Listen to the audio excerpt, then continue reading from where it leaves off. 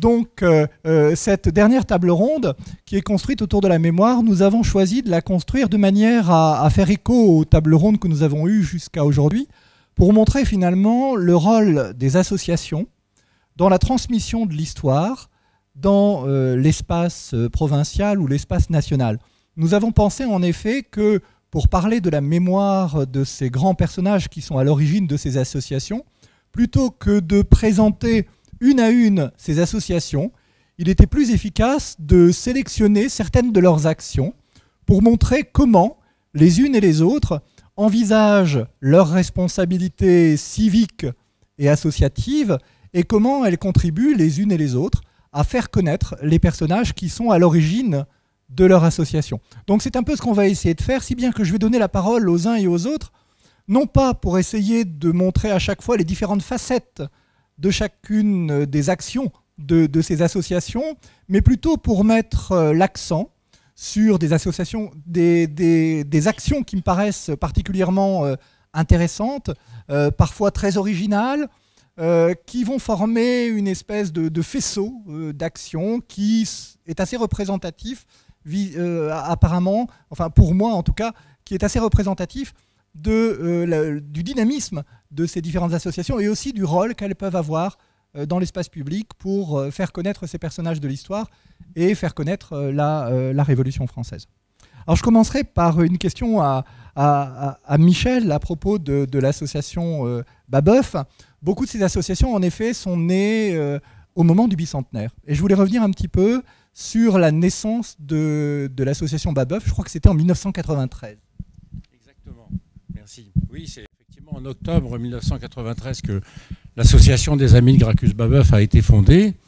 Et pour situer, disons, expliquer pourquoi on a fondé l'association Gracchus Babeuf à Saint-Quentin. À Saint-Quentin, comme chacun sait, donc, où est né Gracchus Babeuf. Eh bien, je pense qu'il faut revenir à 1989. Parce que 1989, c'est le bicentenaire de la Révolution qui est en marche. Mais c'est aussi en 1989 le colloque d'Amiens. Le colloque d'Amiens, en décembre 89, c'est un colloque international sur la présence de Babeuf, Lumière, Révolution et Communisme, sous la direction donc d'Alain Maillard, de Claude Mazouric et d'Éric Walter. Et, pardon, je parle dans le micro, excusez-moi. Et je partirai par une citation de Michel Vauvel dans la préface des actes de ce colloque qui ont été publiés en 1994 et qui explique que cet ouvrage, donc les actes du colloque, marqueront la production les épreuves d'un ouvrage qui marquera la production de ces années commémoratives. Il y occupe en effet une position originale, d'abord sans doute comme une provocation, innocente mais délibérée, envers l'atmosphère consensuelle de ces célébrations, ce que souligne comme à plaisir le refus d'attendre 1996, 1996 c'est donc la conjuration des égaux de Gracchus Babeuf, pour un anniversaire rituel avec mise à mort en un temps où les derniers feux de la mobilisation collective des années 89 seront bien éteints. Voilà. Ce qui n'empêchera pas, je l'espère, de rappeler la mémoire du tribunal du peuple et de la conspiration des égaux. Alors effectivement, nous sommes partis de ce colloque qui a fait date, effectivement, parce que c'était le premier colloque organisé sur Babeuf depuis 30 ans, depuis précisément le colloque de Stockholm en 1960. Et ce colloque d'Amiens a marqué un renouveau des études babouvistes. Et c'est pour cette raison que on a commencé à réfléchir à un certain nombre de spécialistes de Babeuf et un certain nombre de militants syndicalistes et politiques à Saint-Quentin où est né Gracchus Babeuf. On commençait à y réfléchir. Disons que il y a eu de la même façon, à ce moment-là, la thèse de Jean-Marc Schiappa sur les babouvistes, l'action des babouvistes, les babouvistes plutôt aspect de l'implantation de la conjuration babouviste, qui a fait, disons, une étude extrêmement poussée sur la conjuration et toutes ces réminiscences, enfin tous les cercles babouvistes dans toutes les provinces de France, sous la direction de Michel Vauvel. Donc à partir de là, on s'est posé la question, effectivement, c'est dans le contexte d'ailleurs à l'époque de la chute du mur de Berlin, de l'explosion de l'URSS, on s'est posé la question, donc, comment préparer le bicentenaire en 1996, le bicentenaire de la conjuration des égaux, et en 97 du procès de Vendôme et de la mort de Gracchus Babeuf. Et à Saint-Quentin, il n'y avait rien. Enfin, rien, pas tout à fait d'ailleurs, parce que le 14 juillet 1989, et c'est par hasard, eh bien, la municipalité communiste de Saint-Quentin donne le nom de Gracchus Babeuf à une place centrale de Saint-Quentin, derrière l'hôtel de ville, qui est tout à fait intéressant. D'où l'idée de préparer le bicentenaire de Gracchus Babeuf à Saint-Quentin en 1997, et pour cela, disons, pour la préparer, de fonder une association. Et c'est donc à partir de là qu'on a fondé, effectivement, pour faire connaître la mémoire de Babeuf et préparer ce colloque, qu'on a fondé l'association en octobre 1996. Et d'ailleurs, le colloque s'est bien tenu, un colloque international sous la direction de Claude Mazouric, qui s'est déroulé à Saint-Quentin le 16 et 17 octobre 1997. Voilà le début, effectivement, de l'association. Merci Michel. Alors effectivement, beaucoup d'associations qui sont présentes ici sont nées dans les années 1980 ou juste avant ou juste après le bicentenaire. Certaines d'entre elles sont plus récentes. Et la dernière née, c'est l'association Philippe Lebas. Et je donne la parole à Florent Hérichet pour présenter en quelques mots la naissance de cette association et ses objectifs. Oui, alors l'association Les Amis de Philippe Lebas, mais également de la famille Duplay. C'est l'intégralité de son nom. Alors, on l'a créé le 21 janvier 2021, alors afin de rendre hommage au conventionnel natif de cette ville, resté célèbre pour le courage exceptionnel dont il fit preuve le 9 Thermidor en 2, en demandant sa propre arrestation et en se suicidant le lendemain pour éviter la guillotine. Mais il laissait ce jour-là, pour orphelin de père, un fils âgé d'à peine 6 semaines et une jeune épouse dont il était éperdument amoureux. Alors c'est à ce jeune enfant, à cette épouse et à la famille de cette épouse que notre association s'attache également, tant leurs destins sont étroitement liés. Car la famille maternelle de ce jeune enfant, c'est la famille Duplay. C'est la famille dans laquelle Maximilien Robespierre a vécu dans l'intimité pendant 3 ans. C'est la famille dans laquelle il a partagé les repas pendant 3 années avec Maurice Duplay et les filles Duplay. Alors l'objet de l'association, c'est la défense de la mémoire de Philippe Lebas, père et fils, le conventionnel et l'épigraphiste, car le petit enfant de 5 semaines qui avait été emprisonné avec sa mère et sa tante, avec les 2 sœurs Duplay, eh bien, il est devenu un très grand épigraphiste, un grand savant, mais il est resté pendant toute sa vie fidèle aux idées de son père et aux idées de Robespierre, tels l'attestent les ouvrages qu'il a pu écrire. Alors le but de l'association est de faire connaître cette famille Lebas et Duplay, son rôle pendant la Révolution à Paris et à Frévent, en particulier entretenir sa mémoire et protéger les lieux mémoriels qui lui sont attachés, comme les 2 sépultures du Père-Lachaise, division 34, la tombe Duplay et la tombe Lebas-Duplay. On va y revenir tout à l'heure parce que c'est notre première action, c'est une porte sur la tombe de Duplay et de Lebas. En outre, l'association a comme projet de créer un petit mémorial en mémoire du conventionnel Philippe Lebas en sa ville natale de Frévent, en lien avec la municipalité, menant ainsi à bien le projet initié en 1911, mais avorté en 1912, de Paul Coutan et d'Émile Le Sueur. Enfin, le but de l'association, et c'est peut-être le but le plus important, est de rechercher, de sauvegarder tous les documents historiques non versés aux archives ayant appartenu à cette famille, puis à ses descendants, documents éminemment précieux et importants pour l'histoire en général, mais malheureusement dispersés chez divers collectionneurs. Alors, juste la petite phrase que je voulais, juste pour terminer cette présentation, c'est d'indiquer que c'est que Philippe Lebas a écrit Philippe Lebas, le fils, était très attaché à l'enseignement de l'histoire, puisque c'est le thème de ce congrès, et qu'il avait fait un don 3 jours après le début de la Révolution de 1948 de 240 volumes à la Bibliothèque de la Sorbonne, ouvrage portant sur la Révolution, dont il était administrateur conservateur de la Bibliothèque de la Sorbonne. Et je terminerai juste la lecture d'une lettre qu'il avait écrit au ministre, qu'il avait écrit, d'ailleurs on ne sait pas à qui, parce que En fait, cette lettre, justement, et c'est une lettre qui a été publiée par Stéphane Paul, mais sans indiquer l'auteur, mais voici un extrait de cette lettre qui, à mon avis, est très intéressante. Comment, malgré les engagements formels pris par M. Carnot vis-à-vis des lycées de Paris, les hommes d'État qu'on prépare ne seront pas tenus d'avoir étudié les événements qui ont signalé la plus grande époque de notre histoire. De cette fait des idées arrêtées sur les différents gouvernements que nous avons subis depuis 1794 et d'apprécier les fautes successives qui nous ont ramenés à notre point de départ. Merci Florent. Pour présenter les activités de ces associations, j'ai choisi quelques points, quelques temps d'action qui les rendent particulièrement visibles dans l'espace public. Et pour la SARF, pour les amis de Levasseur de la Sarthe, j'ai choisi la bataille, d'une certaine manière, qu'ils ont menée autour de la question de la bataille du Mans, de décembre 1793. C'était à l'issue de... Bon, c'est une étape de la guerre de Vendée, l'une des dernières étapes, qui a fait l'objet d'un combat mémoriel ces dernières années, dans laquelle la SARF s'est beaucoup engagée.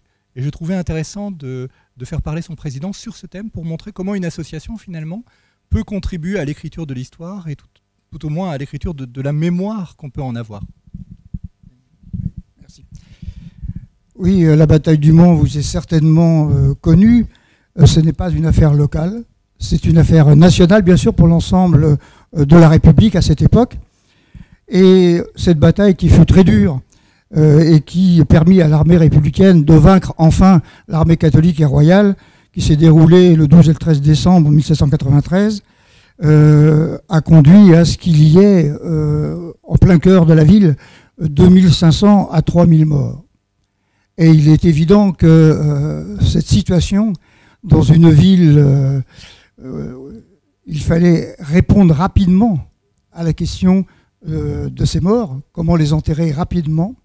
Et dès le 14 décembre, on se mit à creuser des fosses pour que les tombereaux accueillent les corps pêle-mêle dans ces fosses. Et il s'est trouvé qu'en 2009, pour des travaux municipaux sur la place des Jacobins, eh bien, on a découvert 9 fosses avec 154 corps. Et donc, il y a eu des fouilles archéologiques qui ont commencé à cette époque et qui ont duré un certain temps, 5 ans. Nous sommes bien sûr intéressés comme association à ces recherches.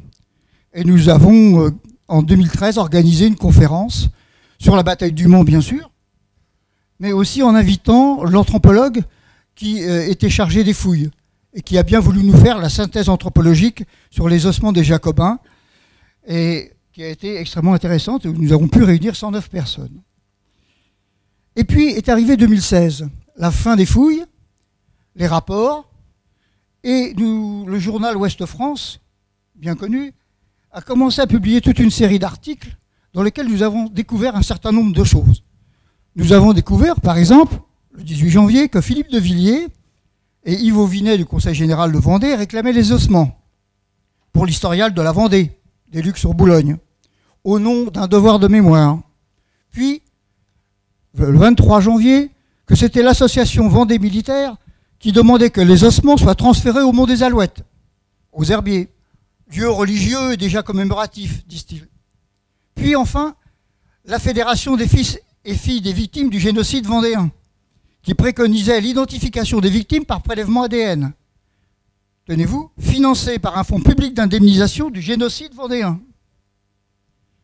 Qu'une autre proposition souhaitait un ossuaire à l'église de Saint-Martin-Lars, qui est consacré aux martyrs du débarquement de Quiberon, avec un office religieux catholique annuel. Puis, le 8 mars, un autre article nous apprenait que l'ancien ministre Hervé de Charette suggérait que les restes soient rapatriés à Saint-Florent-le-Vieil, dans la crypte de l'église abbatiale, la plupart des morts étant des habitants des Mauges. Bref, chacun s'arrachait les ossements. Chacun les voulait à soi, pour des raisons que vous avez bien comprises. De plus, nous apprenions que le maire du Mans, notre maire, Jean-Claude Boulard, avait donné dès 2019 son accord en sous-main à Philippe de Villiers pour le transfert des restes en Vendée. Dès lors, notre société, constituée en février 2009 à l'issue d'une conférence au Mans d'un personnage que vous connaissez certainement, Renald Secher, qui a écrit les bouquins sur le génocide vendéen, décida de répondre à ces offensives des nostalgiques de l'armée catholique et royale. Nous montions un dossier et on arrêtait notre position clairement le 26 mars sur le respect de la loi de 1920 interdisant le transfert des corps, sur le transfert du mobilier trouvé dans les fosses à notre musée d'archéologie du Mans et la conservation des ossements dans les réserves de la direction régionale de la direction régionale, soit à la région, soit au Mans. Donc contre cette offensive politique récupératrice au nom d'une mémoire partisane et interprétative de l'histoire, visant à prolonger plus de 2 siècles après les événements d'une guerre civile dont ils entendaient, et entendent toujours d'ailleurs, rendre responsable la République, afin de l'amener à la repentance et lui faire reconnaître le soi-disant génocide vendéen, la société a entrepris plusieurs démarches. Audience bien sûr auprès du maire, audience auprès de la DRAC de Nantes, qui elle était assaillie des demandes des associations dont je viens de vous donner la liste, et qui en nous voyant, en nous recevant, nous a ouvert les bras en nous disant « Ah, nous sommes contents que vous soyez enfin arrivés ». Le 12 mars, on transmettait le dossier à la SER, et cela se traduit par une lettre à la DRAC de 30 professeurs, de 30 docteurs et de 30 maîtres de conférences qui dénonçaient l'œuvre de réinterprétation de l'histoire. Nous avions également communiqué à Jean-Clément Martin, vu les positions bien connues de cet historien dans l'Ouest, qui également écrivait à la DRAC pour dénoncer cette tentative de récupération des restes et pour souhaiter, disait-il, qu'un ossuaire soit situé dans la ville du Mans afin d'apaiser des mémoires douloureuses. Le 7 mars, on écrivait à Bruno Retailleau, le président du conseil régional, qui nous fit d'ailleurs une réponse très mesurée à partir de toutes les initiatives que nous avons prises, qui reconnaissait que les charniers découverts contenaient probablement des restes de soldats blancs, mais aussi des soldats bleus ayant péri lors de la bataille du Mans, puisque vous savez qu'à cette époque, les morts étaient dépouillés, en règle générale, et on avait des corps nus que l'on mettait dans les fosses. Nous avons aussi contacté le ministère de la Culture et de la Communication le 11 mai 2016. Et puis nous avons pris une autre initiative contre celle du maire. Nous avons écrit à tous les conseillers municipaux de la ville du Mans pour dénoncer cette attitude non conforme à la tradition, à la réputation républicaine de notre ville, qui était, en secret, de se débarrasser de ces ossements. À la suite de toutes ces interventions, eh bien, le maire du Mans nous a écrit le 8 juin que la décision finale sur la destination des ossements relève de la compétence de l'État, abandonnant ainsi ces tractations entre présidents des collectivités territoriales et indiquant que dans le cas où l'État déciderait leur retour au Mans, il serait accueilli dans un ossuaire, alors qu'il n'en voulait absolument pas au départ.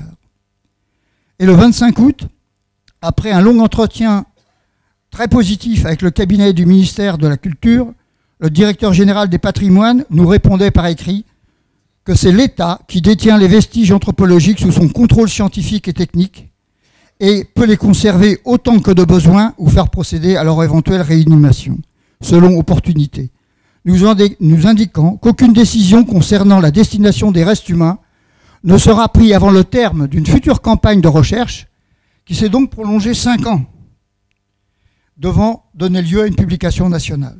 Dès lors, l'odieuse campagne des nostalgiques de l'armée catholique et royale s'éteignit. Nous avions certes remporté, nous l'estimons, une première bataille, mais nous restons vigilants parce que les 5 ans arrivent maintenant à échéance et il faudra peut-être remener la bataille.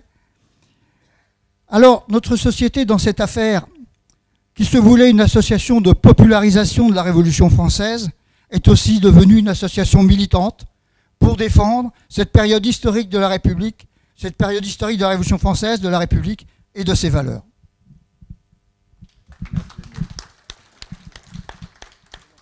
Alors l'action des associations, c'est parfois aussi une action qui est à la fois patrimoniale et historique, et je pense notamment à la maison de Saint-Just, qui récemment a été reconnue comme maison des illustres, en grande partie grâce à l'action, et même essentiellement grâce à l'action de l'association Saint-Just, et je donne la parole à sa présidente. Merci beaucoup. Oui, j'arrive à parler dans le micro, c'est bien. Peut-être 2 mots sur la maison, mais très rapidement. Voilà, la maison de Saint-Just, c'est la maison, non pas où il est né, parce qu'il est né dans la Nièvre, mais la maison où il a vécu de ses 7 ans jusqu'à ses 25 ans. C'est une maison dans un village, enfin un bourg, 1200 habitants, et cette maison est tombée progressivement en ruine au 19e, au 20e siècle. Jusqu'à temps que Bernard Vinault, le président de notre association jusqu'en 2010, arrive à faire racheter cette maison. Il y avait eu des tentatives qui avaient échoué. En 1989, 1996, elle est ouverte au public avec une destination touristique. Et en 2012, malheureusement, elle a une histoire mouvementée. Elle est victime d'un incendie, mais elle est à nouveau ouverte depuis 2017, donc vous pouvez la visiter en téléphonant à l'Office du tourisme sans souci. Voilà, donc la maison était vide quand elle a été rachetée par la municipalité, et nous avons une politique d'achat pour avoir à présenter une collection à l'intérieur. Alors j'en arrive au label. Alors, le label Maison des Illustres est un label qui a été créé en 2011 par le ministère de la Culture pour perpétuer la mémoire de personnes qui se sont illustrées dans l'histoire politique, scientifique, sociale et culturelle. Je cite le ministère de la France. Actuellement, il y a à peu près 245 maisons qui sont concernées. Ce chiffre augmente continuellement. On trouve Flaubert, Rimbaud, Marie Curie, Pasteur, Champollion, Clémenceau, enfin énormément de figures. Parmi les révolutionnaires, je crois qu'il n'y a que Condorcet qui soit concerné, à part Saint-Just, et j'espère qu'on aura bientôt Robespierre. Ce serait bien. Voilà. Le mode d'attribution, il faut faire un dossier. Le dossier remonte à la DRAC de chacune des régions, à la Direction régionale des affaires culturelles, qui émet une proposition qui est transmise à une commission nationale qui établit une liste qui ensuite doit être validée par le ministre. Donc c'est relativement fastidieux, mais en fait c'est rapide. On a dû la demander début 2017 et l'obtenir fin 2017. Alors pour notre association, c'était évidemment une opportunité de faire connaître et reconnaître Saint-Just et sa maison. Et on n'était pas très inquiet que ça nous soit refusé pour la raison que c'était la DRAC elle-même, je crois de Picardie à l'époque, qui nous avait demandé de bien vouloir candidater parce qu'ils cherchaient des maisons. Et en Ile-de-France, beaucoup de maisons sont labellisées, peu finalement dans les Hauts-de-France. Donc ils pensaient qu'on avait une forte chance. Donc c'est pour ça qu'on a fait le dossier. Donc on a obtenu ce label en 2017. Alors ça a été facilité par le fait que la maison est ouverte toute l'année au public, parce que ça c'est une des conditions qui sont exigées. L'aura du personnage n'a pas posé de soucis. Le classement de la maison, oui, la maison avait été classée sur la liste supplémentaire des monuments historiques, parce qu'ils veulent des bâtiments qui soient authentiques. On avait aussi une collection à l'intérieur de la maison. Enfin, on a été beaucoup appuyé par la Fédération des maisons d'écrivains, voilà, qui nous connaissaient, on était déjà dans ce réseau et qui ont appuyé notre candidature.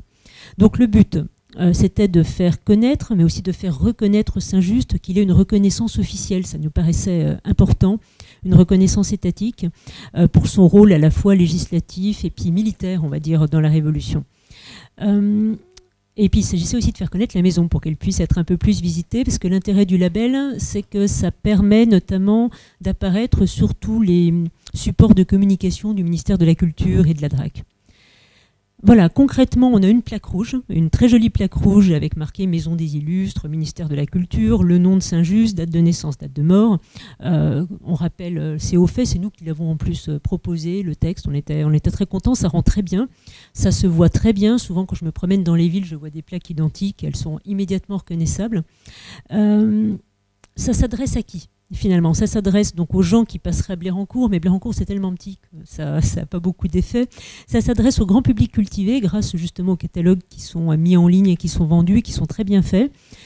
Ça permet aussi de nous faire connaître auprès des élus, c'est très utile parce que finalement ce label national c'est rassurant pour les élus, ils savent qui on est, ils savent quel discours on tient sur Saint-Just. En fait pour les médias, les maisons d'écrivains sont très à la mode, donc un lieu pour nos auteurs c'est bien. Ça sera bien aussi pour Robespierre. Voilà, c'est bien qu'ils puissent nous associer. Et puis je termine juste en 2 mots pour dire que notre but aussi, c'était de protéger cette maison. L'association a comme but la sauvegarde de la maison. Les murs sont protégés, sauf nouvel incendie.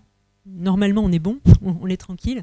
Mais il y a toujours le risque que cette maison qui appartient à la municipalité soit vendue ou qu'elle soit utilisée autrement. Je me dis, avec cette plaque, avec la Fédération des maisons d'écrivains, quand même, ils ne vont pas oser en faire une pizzeria ou quelque chose comme ça. Voilà, donc c'est un peu notre but. Voilà, j'ai fini. Merci.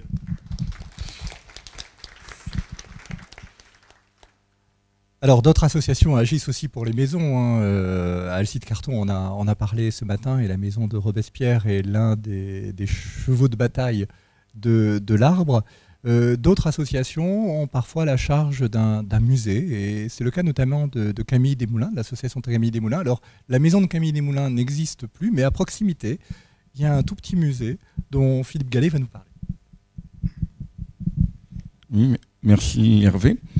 2 mots d'introduction pour resituer l'association Camille Desmoulins, qui est aussi une petite association locale à Guise, donc ville natale du révolutionnaire. Elle a été créée en 2001 et son objet, c'est à la fois d'étudier l'histoire de Camille Desmoulins, de la Révolution française et des révolutions en général, et pour se susciter des événements culturels comme la tenue de conférences débats ouvertes au public, au moins une fois par an, sur des thèmes à la fois révolutionnaires et d'application contemporaine, et maintenir la mémoire de Camille Desmoulins via ce petit musée, et via également ce dont on parlera un petit peu plus tard, la restauration de monuments. Nous avons pu disposer depuis une dizaine d'années d'un local prêté par la municipalité, où nous avons rassemblé un certain nombre de pièces existantes auparavant et qui étaient au Finistère de Guise, notre monument fameux de la ville, ainsi qu'une collection provenant de la famille Maton. Donc Maton était un cousin de Camille Desmoulins qui a recueilli la mère et la sœur de Lucille Desmoulins après l'exécution de Camille et Lucille, et conservé les effets personnels et les correspondances de la famille. Depuis lors, nous nous sommes efforcés d'approvisionner le musée grâce aux collectionneurs qui ont eu connaissance via notamment les médias et la ville de notre musée, via des bouquinistes, des reproductions locales, et depuis peu la participation de ventes aux enchères en ligne. Je ne vais pas vous citer toutes les œuvres. L'œuvre principale est le gilet de mariage de Camille, qui figure d'ailleurs en illustration du très beau livre d'Hervé, Camille et Lucille Desmoulins. Une lettre manuscrite de Camille à Madame Duplessis, sa future belle-mère, des œuvres originales dont le Vieux Cordelier et la Tribune des Patriotes, et quelques tableaux que vous pouvez voir exposés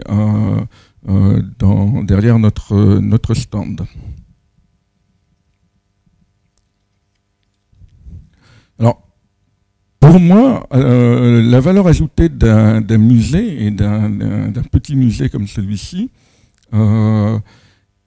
c'est avant tout de présenter les œuvres, et notamment les écrits de Camille Desmoulins, et de montrer, de faire vivre la mémoire de Camille Desmoulins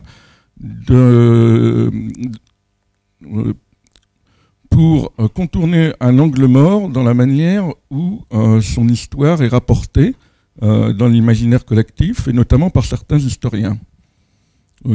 Moi-même, je ne suis pas historien, mais parmi ceux qui connaissent Camille Desmoulins, les 3 points qui viennent à leur esprit de manière spontanée, c'est d'abord bien sûr le tribun du Palais Royal qui a déclenché l'insurrection le 12 juillet 1789.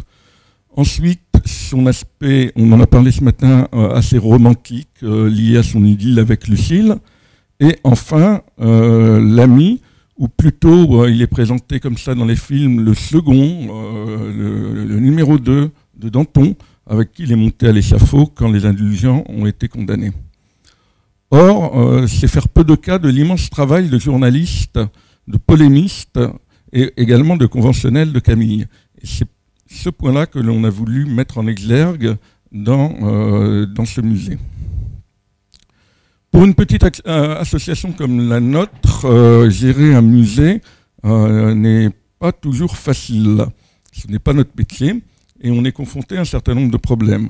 D'abord, le manque de moyens humains pour organiser les visites, voire pour mettre en valeur le musée grâce à des acquisitions ou par une présentation adéquate des pièces.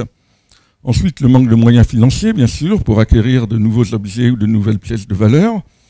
On peut recourir à des financements externes.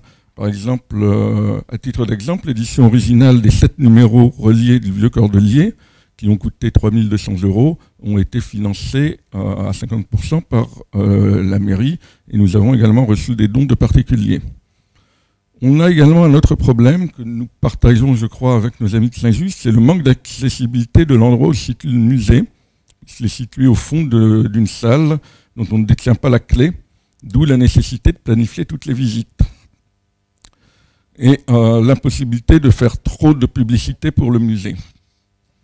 Et dernier point, la difficulté aussi d'attirer le grand public, et même les Guisards qui connaissent peu leur héros local, même au niveau des journées du patrimoine ou d'autres types de journées portes ouvertes, on sent une réticence du grand public à venir, et le mot musée est parfois un petit peu rédhibitoire pour ces gens-là. En conclusion, quand même, je voudrais citer plusieurs retombées positives, indirectes, de la création de ce musée par notre association. La première d'entre elles, assez paradoxale, est le fait que, étant donné qu'il y a un lieu de mémoire maintenant de Camille Desmoulins, qui ne pouvait pas être sa maison puisqu'elle a été détruite au XIXe siècle, on a pu poser, grâce au concours du conseil départemental de l'Aisne, des grands panneaux routiers aux entrées de la ville où c'est écrit Guis, patrie de Camille Desmoulins. Deuxième point, ça nous a permis également d'adhérer à la Fédération nationale des maisons d'écrivains et des patrimoines littéraires, qui donne une visibilité beaucoup plus importante à notre association. Et enfin, nous allons inaugurer une exposition temporaire, puisque nous avons été invités par les Amis de Saint-Just à la fin du mois d'octobre pour transférer nos objets et avoir une visibilité un peu plus grande dans une maison qui également honore un autre grand révolutionnaire.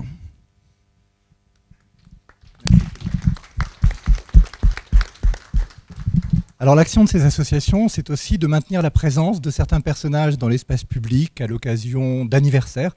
Et là, je pense bien sûr à l'Arbre d'Arras, au 6 mai, au 9 Thermidor, autant de dates qui représentent des événements importants. Alcide. C'est une tradition pour l'Arbre d'être présente le 9 Thermidor à la Convention, au Panthéon. Sauf l'année dernière, à cause de la Covid, et à nouveau cette année, à cause de la Covid et puis des mesures d'ouverture et de fermeture du Panthéon. C'est pour commémorer l'assassinat de Robespierre le 9 Thermidor. Et revenir la plupart du temps sur la manière dont les choses se sont déroulées et nous permettre aussi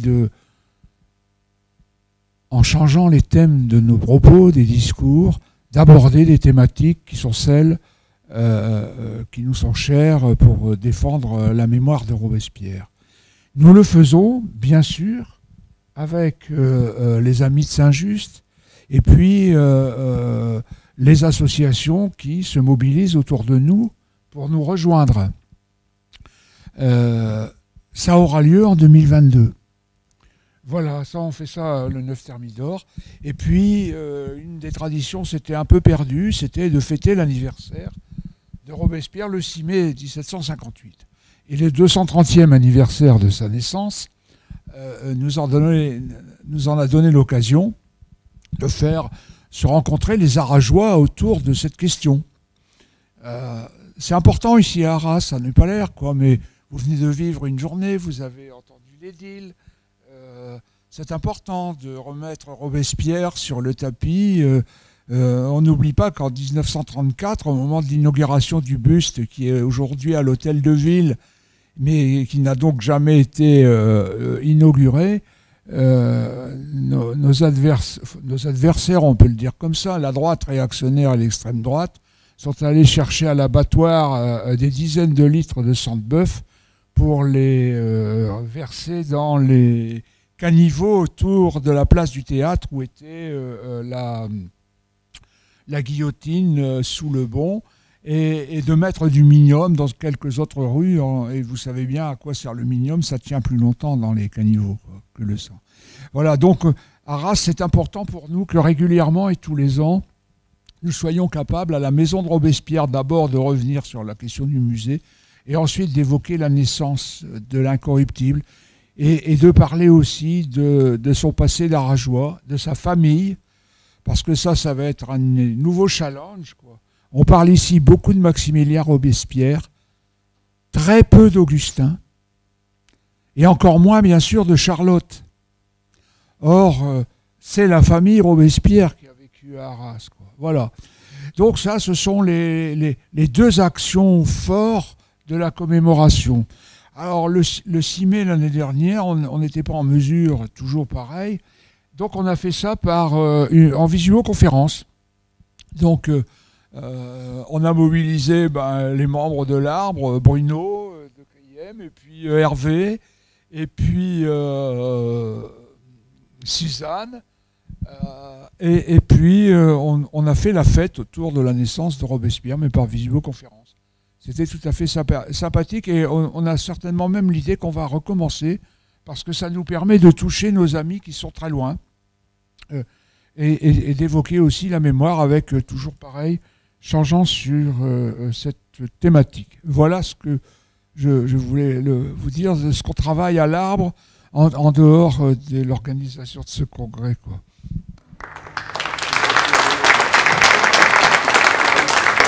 Merci Alcide.